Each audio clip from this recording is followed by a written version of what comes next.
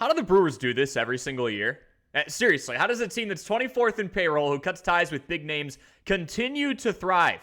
They've got 4 90-win seasons in the last 6 tries. How do they do it? We're diving into that answer today. Well, first, they've got a pitching laboratory. This team literally has 2 rotations, and no, that is not an exaggeration. Let's start at the top, shall we? Jacob Misiorowski has flexed his 102-mile-per-hour fastball and a slider. Yes, a slider. In the upper 90s as well. You may have seen a recent viral clip against the Twins a few weeks ago.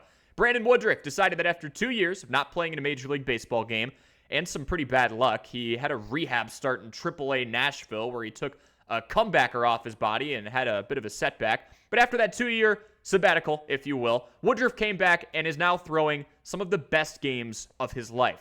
Freddie Peralta, he entered the season as the ace for the Brewers. Yeah, he's a 2-time All-Star now. Jose Quintana has turned back the clock 5 to 10 years. If this team gets back into the playoffs, it helps to have a veteran lefty arm in your rotation. And Quinn Priester. Oh my goodness, Quinn Priester.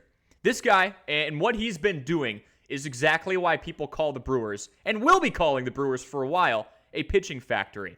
Priester struggled mightily with the Pittsburgh Pirates for a couple of years, had a cup of coffee with the Boston Red Sox, and now he's one of the best pitchers in all of baseball.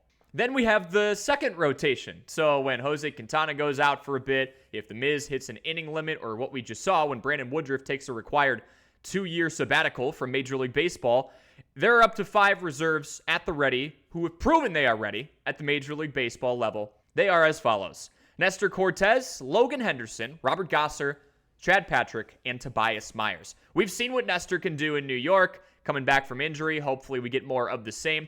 Logan Henderson has nasty strikeout stuff. Robert Gasser played a really sharp brand of baseball for a short period of time last season. Tobias Myers has shown he can be serviceable. And Chad Patrick, he was in this rotation until recent. Then we had the shuffling with Jacob Misiorowski getting called up, Aaron Savale wanting out if he wasn't going to have a spot in the rotation, and getting traded on his birthday, by the way. One of the stories of all time. And boom, here we are. Point is, those 5 guys that I just mentioned aren't even in the Brewers rotation right now, but they could easily break in somewhere else. I'll say that's impressive, but it takes more than striking gold in the pitching department to win 90 games in 4 of the last 5 seasons. You got to do a lot of other things well, and one of those is paying in assets and draft capital. So how does a team that's 24th in payroll land this level of talent and succeed in the way the Brewers have been succeeding as of late? They don't pull off big free agent signings. They don't even re-sign some of their own guys when the price gets too high. They pay in 2 things: draft stock and assets, aka the trade market. Let's revisit those 2 rotations of starting pitchers that we just mentioned and review how the Brewers got them. There they are for you on the screen. 4 of them acquired via trade. 3 of these guys were drafted by the Brewers, developed by the Brewers, and are being very successful pieces for the Brewers in varying forms right now. Tobias Myers signed a minor league deal with the team. Freddie Peralta was an undrafted free agent, so I guess you can consider him a started with the Brewers story for the most part. Jose Quintana was a free agent signing this past year for just $4 million. Of the 4 guys who were traded, 3 of them are making under $1 million this season. That's Gosser, Patrick, and yes, the guy we brought up before, the unbelievable story, Quinn Priester. Priester alone is worth the roughly $2.5 million being paid out between himself, Gosser, and Patrick. Those guys could both cease to exist on the baseball field for the rest of 2025 and beyond, and what Priester has done alone would still make this year a steal. Next, we have occasionally the team opening up its checkbook if they feel they're buying into someone's stock before the explosion. This is called splurging on upside. Prime example, Jackson Chourio. He signed his deal before ever stepping onto a Major League Baseball diamond. Holy guts. You have to get that right. Not just making a move like that in general, but you know how many people criticized this club for signing somebody to a contract of this size before he even debuted, and they're a smaller market? I was even skeptical. But already, we check in a couple of years later, the guy is a mid to high 200s hitter. He can steal bases. He's versatile in the outfield. And you could argue another 2 to 3 years of this type of production, and his contract is already paid for itself.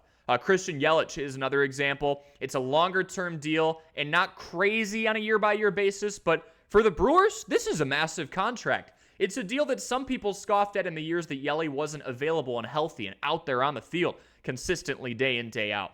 And there's a reason I'm making a big deal about this Brewers team splurging on the occasional player. Why? Because it doesn't happen very often. The Brewers, it seems like more often than not, will cut their losses with somebody, but they make it work, and I'll explain that in a little bit. Willy Adames, he's our case study here. He had a career year for the Crew as their starting shortstop just last season. We're talking 32 home runs, 112 RBI, 21 stolen bases, and 93 runs scored for Adames. All career high marks. So why isn't he a Brewer right now? Well, that's because his price tag was a 7-year, $182 million deal that the San Francisco Giants out on the West Coast put on the table for him, and he accepted. Those 32 home runs that he hit that last year, they were awesome, but you know what else they were? Expensive. His production, while it's valuable, a team like the Brewers has to trust that they can draft, develop, and leverage what they have instead of splurging on somebody who could have put them in a bidding war. And that actually leads to my next point here. How does a team win and see so much success without the long ball, especially if it's so expensive? Well, small ball, of course. Small ball on the baseball diamond, small ball in the checkbook. What do I mean by that? Look at this list of top 10 home run hitters since 2022. Not a single Brewer in sight. And you know what all of these guys have in common? They're expensive. And if they aren't now, they will be even more so when it's extension time for them. Home runs are bank breakers, especially for smaller market teams. Look beyond the top 10 home run hitters since 2022, and look who we'll find. Oh yeah, it's our $182 million buddy in Willy Adames. Yet, guess what? Even without these heavy hitters, in 3 of the last 4 seasons, the Brewers have been top 10 in the league in runs scored. So why would you go out and pay Pete Alonso $40 million a year when you're still one of the better scoring ball clubs in the league? And how do they do it? The old-fashioned way, small ball on the baseball field. This team, especially under Pat Murphy, is not above bunting, manufacturing runs, sacrificing an out for an extra 90 feet. They steal the hell out of the bases, and this year, they force the errors. As of a few days ago, our good friend Dominic Cotroneo of 620 WTMJ let us know that the Brewers lead the league when it comes to capitalizing on unearned runs. And part of that is a byproduct of putting teams in situations they aren't used to being in, like facing bunts at a high frequency in 2025. We're now going to talk about the surplus of riches the Brewers have. They're good now. Why are they going to be good for the next few years and beyond? Because this team's farm system is so good. And building off the idea of trading off assets and getting quality talent in return, even if you don't extend them, it helps if you have a surplus of riches in the farm. This is our bread and butter on Minor League Minute. Let's talk about some prospects. The Brewers have a blessing or a curse, depending on how you look at it, at the shortstop position currently. Luis Pena, Cooper Pratt, Jesus Mate. I just named you 3 of the top 4 prospects in Milwaukee's system. Yeah, those 3 names I just listed, they all play shortstop. And that's with Joey Ortiz playing a lot better as of late in the majors as of well. He's relatively new to the game too. That means either somebody has to move to a different position, some of these guys are going to stay in affiliate ball, or when it comes time for a trade, Milwaukee finds somebody else who needs a shortstop because they have 4 who are surging or are already there from a talent perspective. Lastly, Pat Murphy is unbelievable. This team lost their manager to their bigger market rival in the Chicago Cubs. Craig Counsell's gone, left a lot of guys heartbroken. They don't re-sign guys like Willy Adames, Devin Williams, or to go back a little bit more, the electric closer that is Josh Hader. They are bruised up. They don't have heavy hitters. And yet, at the time I am making this video for you, the Milwaukee Brewers have the best record in baseball. That's the most impressive story in sports right now. I hope you enjoyed this video. If you did, make sure you leave a like, subscribe, comment any video suggestions you have for the future. Of course, we will listen to you, and we will see you in the next one.